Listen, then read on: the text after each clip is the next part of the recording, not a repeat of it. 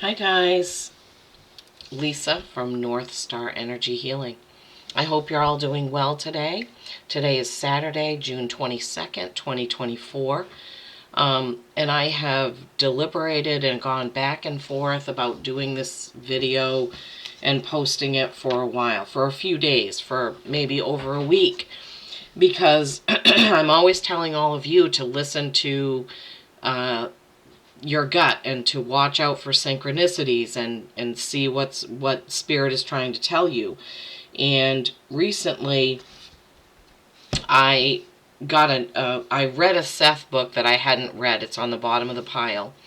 And then I was scrolling through my Facebook page, which I've got very few friends on there. I just made it so that I could have a business account.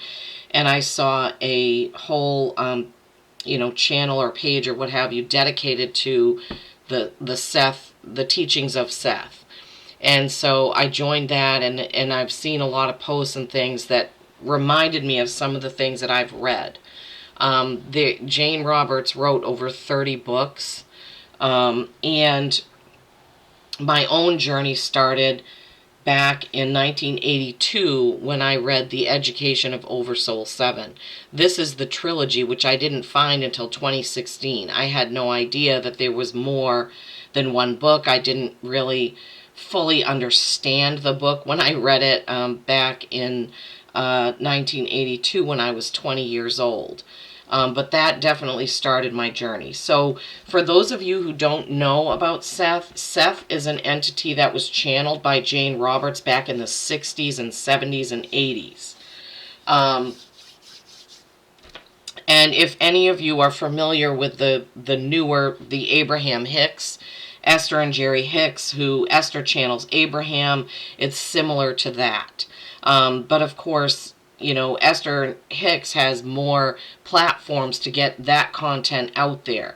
Whereas back when Jane Roberts was doing it, she had to publish a book or have classes. And she did have classes and have guests in to see her. There are very few videos that show her channeling Seth. I think I may have only found 2, or it could maybe even be 1. But anyway, it was interesting. I watched that, and it was so interesting because everything about her changed. Her demeanor, even her facial expressions, everything about her changed when she was channeling Seth. So fast forward. So I said I reread a book, or read a book I hadn't read, The Magical Approach. I hadn't read that before, so I read it. And then I found that Facebook group. And then last night I was at a solstice celebration, and somebody that was there started talking about Seth. And I was like, wow, this just keeps coming up over and over. And as I said, I had thought about, because I like to talk about books that will help my followers or anyone out there on their journey of enlightenment, ascension, realization, whatever you want to call it. I feel like part of my reason for doing this channel is to help people understand more about themselves and the magical world, the magical approach, the way that we look at things, the synchronicities, gut feelings, all of that. So I had been hesitant to do this, but then after Seth popping up seemingly every time I turned around, I was like, okay, I guess I need to take a look at this. Okay, so I would really encourage you to listen to this if you can. I'm going to read a few excerpts from some of these. One book I didn't highlight anything in, so that tells me I need to read it again. So my mom, the last gift my mom gave me before she passed away was this, the Book Lover's Journal. So in this, I write down books I've read, my comments about those books, the date that I read them, and I love this. So I was trying to figure out when I got this Oversoul 7 trilogy and if it was written down in here. It wasn't, because I didn't even realize that I had bought this back in 2016. That was when I was living in Tennessee. It feels like I just read it the other day, but it's actually been, what is that, for almost 8 years. So this only goes back to 2018. That's when she gave it to me, I believe. Yeah, she gave it to me Nope, she gave it to me for Christmas of 2017. The last gift she ever gave me before her body died on June 9th in 2018. So I still write a little blurb about every book that I read in there. So I just thought, and I don't know where she got this. I've never seen another one, but it's pretty cool. If you're readers and you like to keep track of what you've read, go back and see what you've read, or read the synopsis if you want to read a book again. All right, so the Oversoul 7 trilogy. The Education of Oversoul 7 was the book that I read back in 1982, which I thought was just a cool story, like a fantasy or whatever. I didn't understand that it was talking about our souls and the way they operate. So in 2016, I bought this book and read it like probably in days because it was just so intriguing. So what the book is about is that we all have an oversoul, like a central soul, like if it was the cog of a wheel, and each of our lives is one of those spokes. Each of those souls is overseen by an oversoul. And this one, the name is Oversoul 7. And it's kind of a cute way of telling it, because Oversoul 7 is getting an education on what his duties are. Like to oversee those other souls. It's a really good book, and it's an easy way to kind of get yourself into the deeper Seth materials. So by reading this book, it will give you, and just the first one, The Education of Oversoul 7, but it's very interesting. I'm getting goosebumps all over as I say this, because it can give you kind of an introductory thing, especially if you're new to thinking about reincarnation, or thinking about we can live in different realms of reality at the same time. Our souls, obviously not our bodies. My body isn't in a bunch of different realities, but my soul is. Experiencing different lives and different things and different incarnations. So this is a good introductory book to that. And I didn't highlight anything in the book when I read it, because I think I was just reading it so fast, and there really isn't anything. I mean, I could probably highlight half the book to tell you what it says, but I would just recommend, the Oversoul 7 trilogy as a very interesting, very enlightening book to read regarding our lives here on earth and our souls, right? So then the next book I read, and just by the way, when I repurchased that Oversoul 7 book and read it, I immediately ordered several more books, because I had to look in my Amazon history to find out when did I get Oversoul 7, and it was 2016. And then I ordered Seth Speaks, The Seth Material, The Nature of Personal Reality, all these three in 2016, and then I ordered this one in 2017, and The Magical Approach just this year, which I read when I got it immediately. Okay, so Seth Speaks, The Eternal Validity of the Soul, which, I highlighted lots of things in this book, but obviously I don't want to read you the book. I mean, well, I'd love to, but that's not anything that you guys would stay on here for. So I put down a couple of pages of a little bit that I would like to read about this. Now, I can't remember when this book was initially published. But it was like I said, she did this in the 70s and 80s. So, so 1972, this one. All right. So a couple of things that I wanted to highlight. Page 174. Oh, I opened right up to it. If you expand your sense of love, of health and existence, then you are drawn in this lifetime and in others toward those qualities again, because they are those upon which you concentrate. A generation that hates war will not bring peace. A generation that loves peace will bring peace. So kind of what that's talking about, it's almost like the law of attraction, which I don't know if that was even a thing back then in the 70s, is that hating something creates more of it. But loving what you want brings it. Okay, so I know that might be hard to understand, but anyway. And then, let's see, on 175, I am emphasizing the issue of hate in this chapter on reincarnation because its results can be so disastrous. Until he learns that only the hatred itself is the destroyer. So that was saying that hatred actually destroys you, and I can't read you the whole page because it's too much information. When we hate, we are destroying ourselves. When we hate, we are focusing an emotion on that and creating more of it.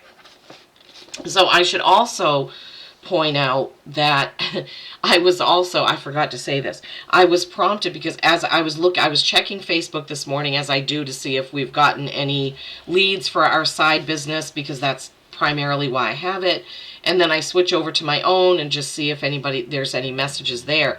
And I saw a message from a food truck that we love, and we often go and get food there, who had copied and pasted a message from another food truck. So this food truck who had posted something, what happened was at the end of a very hot day, they're an ice what do you call it, shaved ice or flavored ice truck. And they had so much ice left over at the end of their day, and they knew it was all going to melt because of the hot temperatures we're having in Maine right now. So they went around and gave away these shaved ice, what have you. They also gave away ice water and things to the homeless people around the town.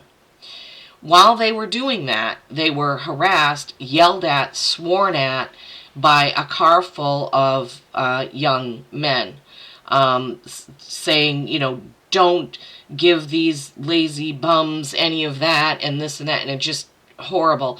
And the people in the truck were just, horrified by the fact that somebody would do that. They were yelling loud obscenities in front of, there were other people walking around, there were parents with kids because it was near a park. And so when I looked at this, I was just like, what in the hell is wrong with people? What business was it of this carload of jerks to yell at somebody for doing a kindness? They weren't giving them money. They weren't giving them anything. They were on a hot day, they were giving them refreshment, because at the end of the day, they're still human beings.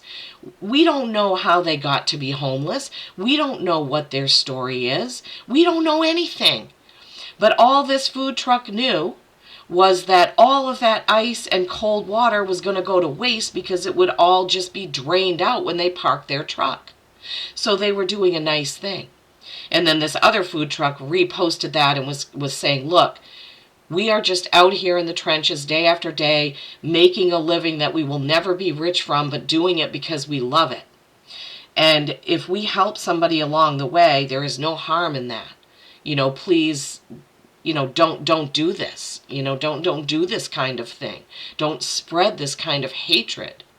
So and from that post, I walked into this room where I do my recordings, and looked at my notebook and remembered that I was going to do this this post on Seth.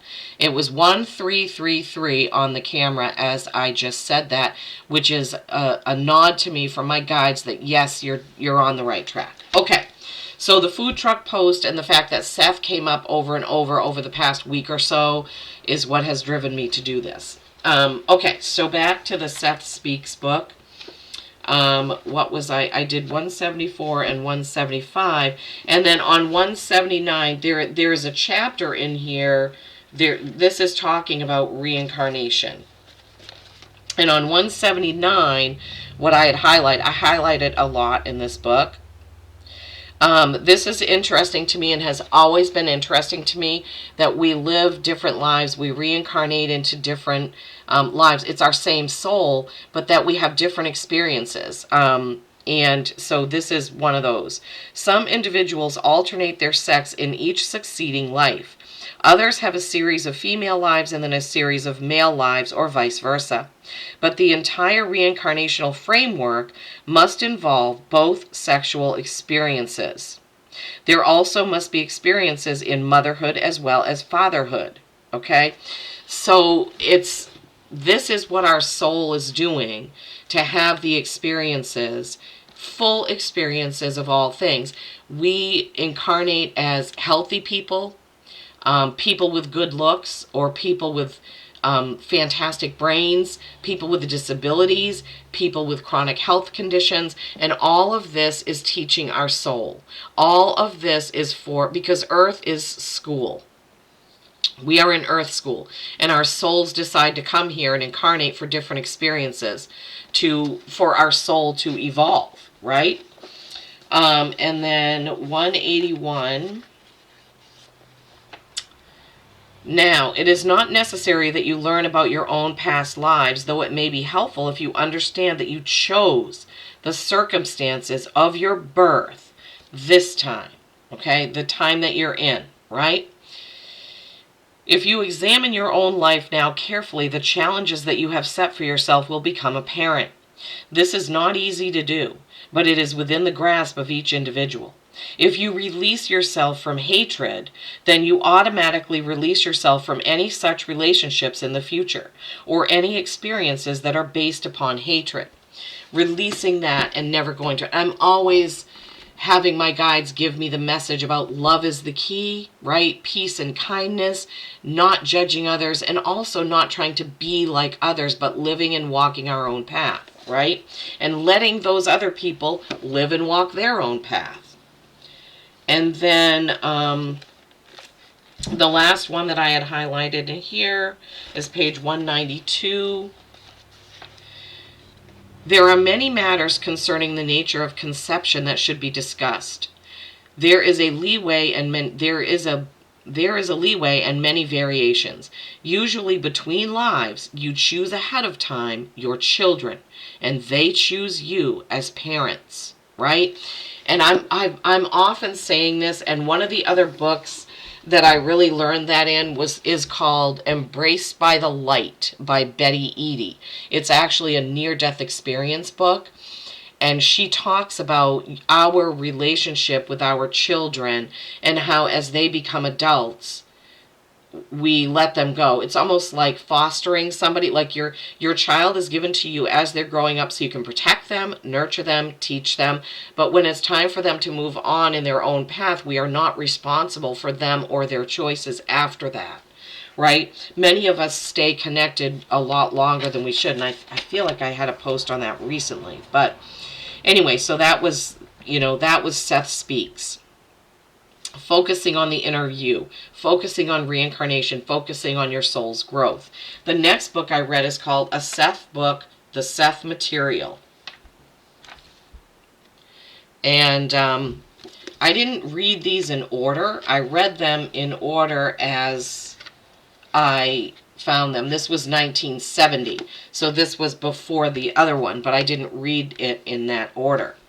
So in the Seth Material, there's only a couple things that I mean, this book it's huge. It's got pictures of Jane Roberts in it. It's got other things, but it's just, there's so much information in here.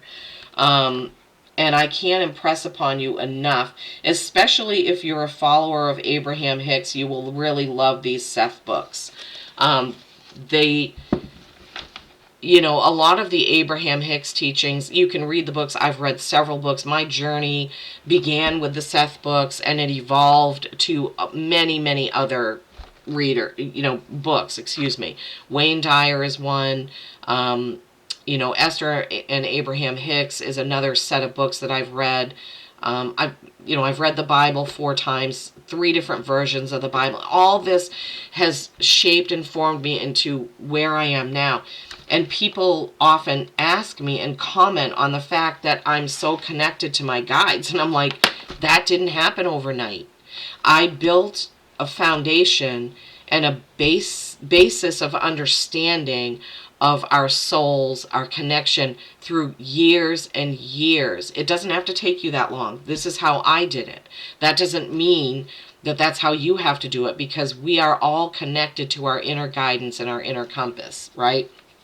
But these books are educational. It's almost like studying Seth and studying Abraham, studying Wayne Dyer's teachings. It's a gift we give ourselves, really. So the Seth Material, I only had 2 things. So 162. Negative, distrustful, fearful, or degrading attitudes toward anyone work against yourself, right? I mean, that's just so profound to me that people are still not understanding that what we do to others and what we put out, we are doing to ourselves, right? And then, if you find yourself with a headache, say immediately, this is in the past. Now in this new moment, this new present, I am already beginning to feel better. So this book has a lot of things about health, as do some of the other books. But this is also a teaching from Florence Scovel Shinn. She talks about affirmations and how you, basically create your reality by using those affirmations, right? And that we are our best physician, so to speak. So then the next book that I read was called The Nature of Personal Reality. And again, this is chock full. I think this is the one that I highlighted no, it wasn't. I highlighted a lot, but not as much as some of the other books. So personal reality, the nature of personal reality. I wrote down lots and lots of things. I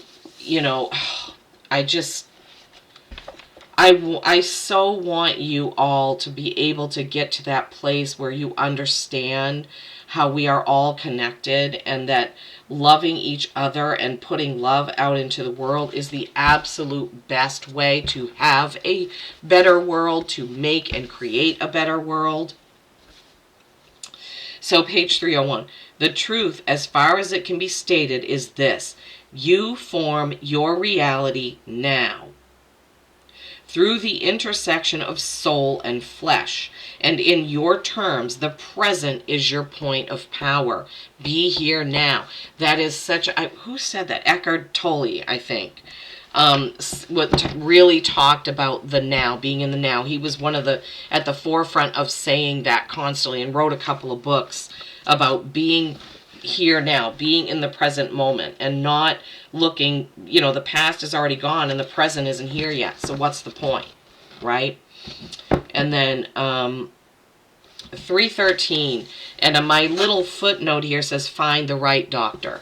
So Seth channels a lot about health because Jane had failing health. So this says, in the medical field, as in no other, you are faced directly with the full impact of your beliefs.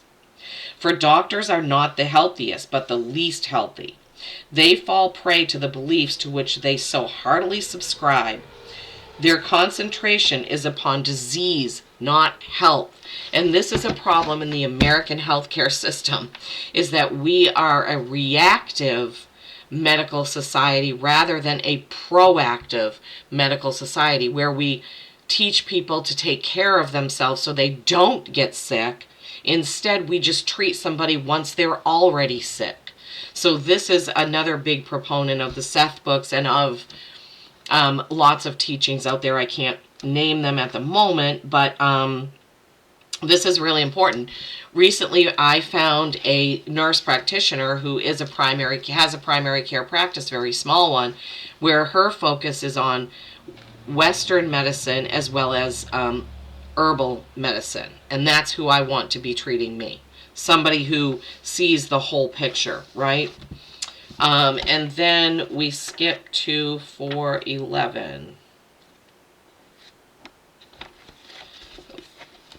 Regardless of what you have been told, there is no merit in self-sacrifice. For one thing, it is impossible. The self grows and develops. It cannot be annihilated.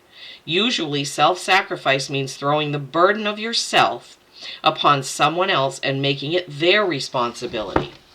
So, when we are living our lives and walking our paths, we cannot sacrifice our path for someone else.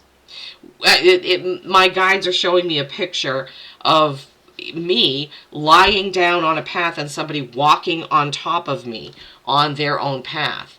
So we cannot do that. We need to live our lives fully and robustly.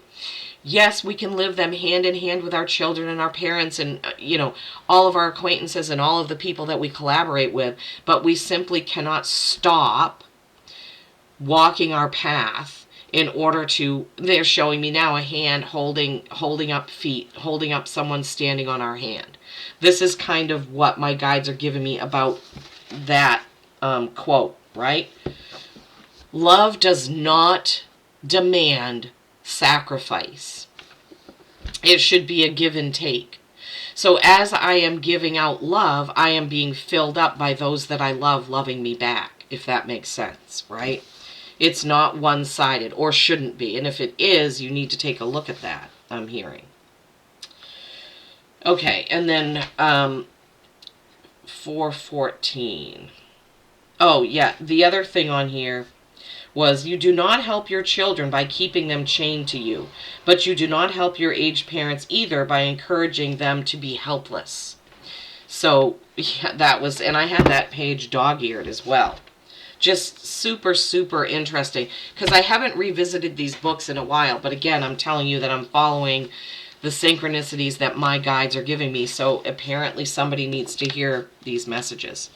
So, 414, I kind of marked 3 passages.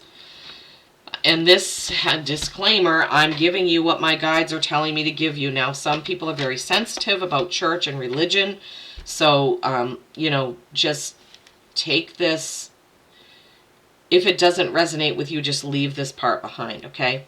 These are channeled messages from Seth, an entity who is in a different reality, a different realm.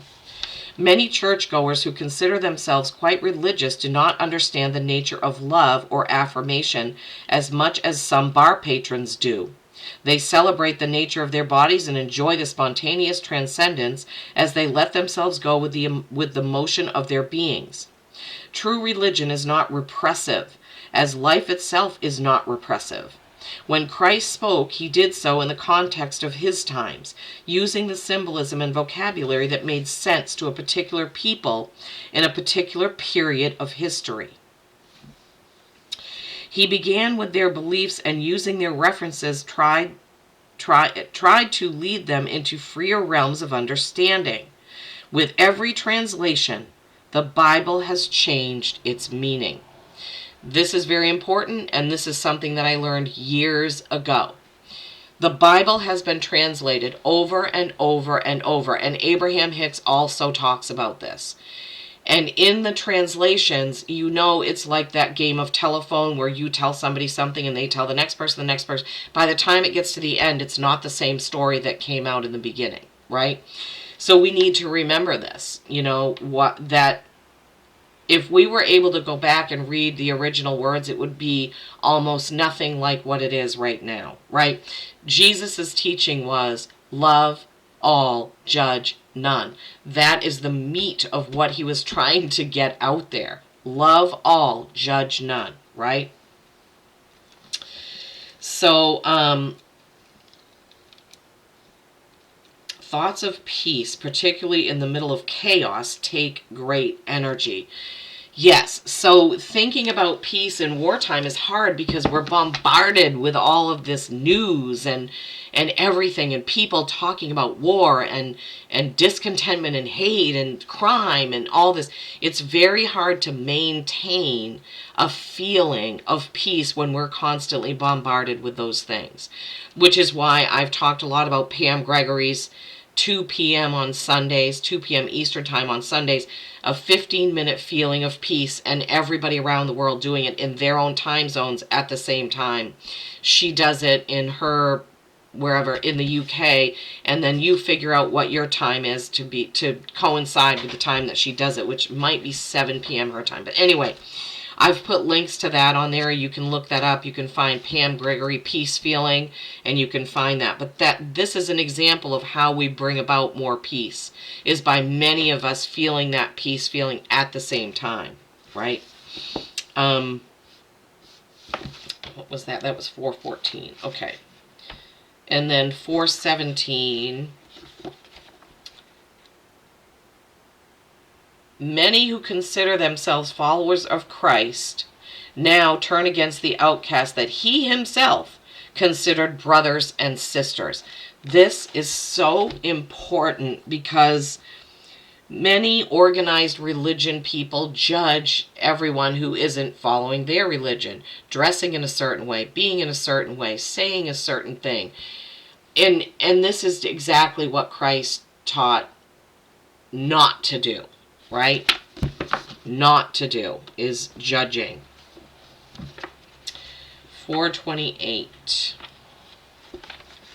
In the first place, you must understand that in your own uniqueness, it is futile to compare yourself to others, for in so doing, you try to emulate qualities that are theirs, and to that extent deny your own miraculous being and vision.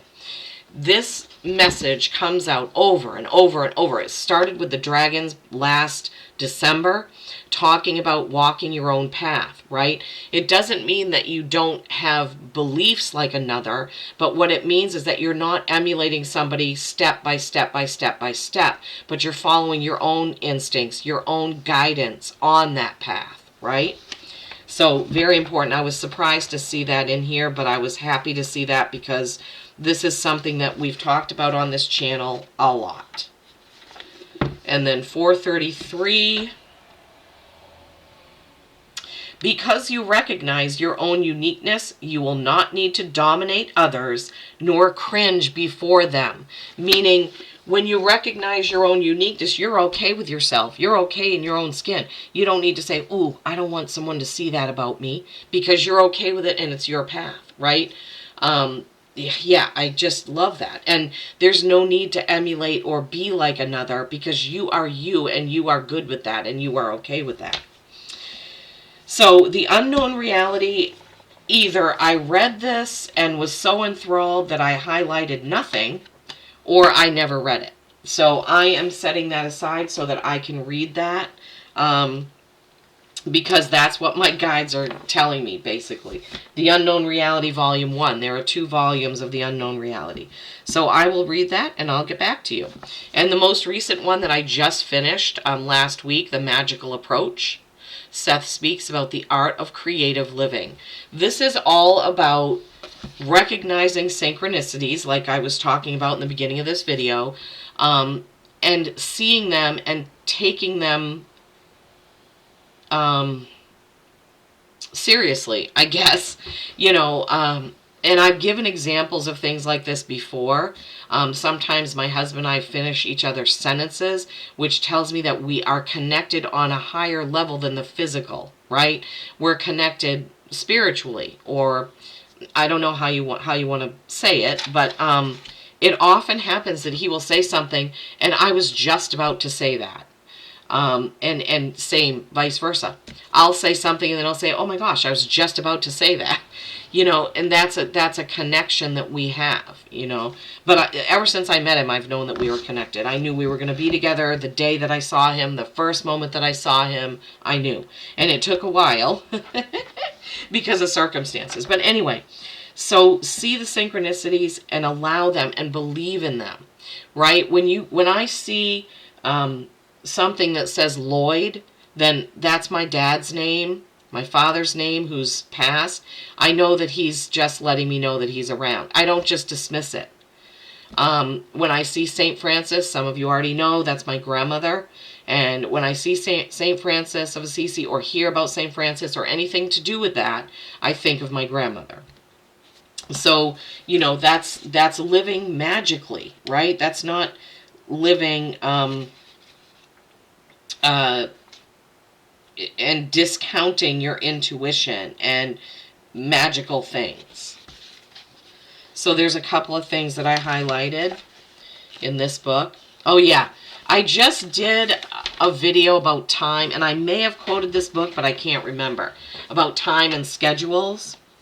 The assembly line time and the beliefs that go along with it have given you many benefits as a society, but it should not be forgotten that the entire framework was initially set up to cut down on impulses and creative thought.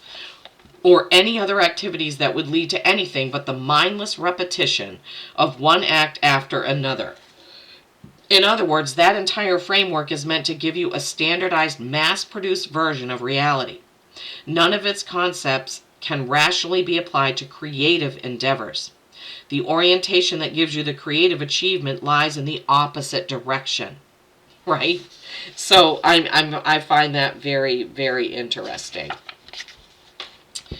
True creativity comes from enjoying the moments which then fulfill themselves. And a part of the creative process is indeed the art of relaxation, the letting go, for that triggers magical activity. So when we meditate, for instance, when we sit in silence, in quiet, when we listen to music or paint or draw or do what that thing is that we concentrate on, planting in your garden, that is, you are living in the magical approach rather than the standardized mechanical,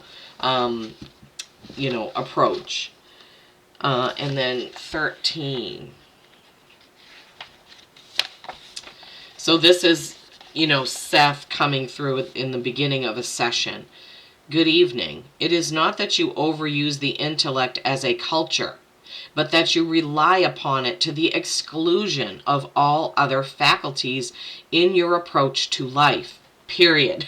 So it's like looking at the clock, doing things in order, doing things how society expects us to. I will get the job at the manufacturing company so I can get health insurance and give it to my family and blah, blah, blah. It's not that it's bad to do that, but we don't want to exclude our gut instincts and the magical parts of life, right? The so-called rational approach to life, as it is practiced, is highly pessimistic. Yeah, it doesn't allow us for believing in fairies and gnomes and hope and faith. It just makes us be regimented, which cuts us off from anything magical happening. We're disallowing it, so to speak. And then the last one, the dream is above all an example of work being done at other levels of awareness. I myself feel this all the time because I don't dream about mountains and unicorns and rainbows and beauty and fun and the beach and all.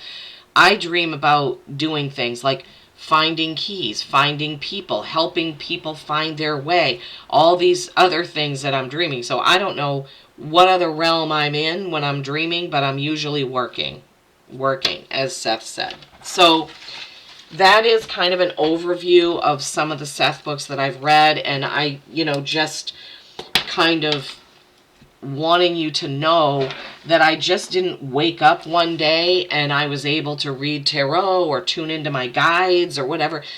It was my soul's progress, what I was presented with, whether it be books or videos of Abraham Hicks or videos of Alba and Antonio, all of the things that have led me to last year when I created this channel, to the year before when I started reading tarot for myself and keeping a notebook and being tuned in, when I started meditating before every reading. That's how I connected in.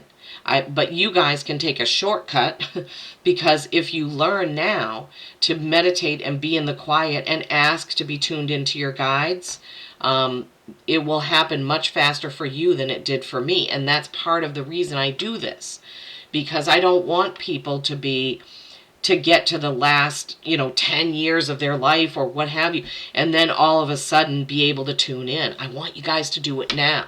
I want you to benefit from being tuned in to your guides, to your gut, to the magical approach now. Okay?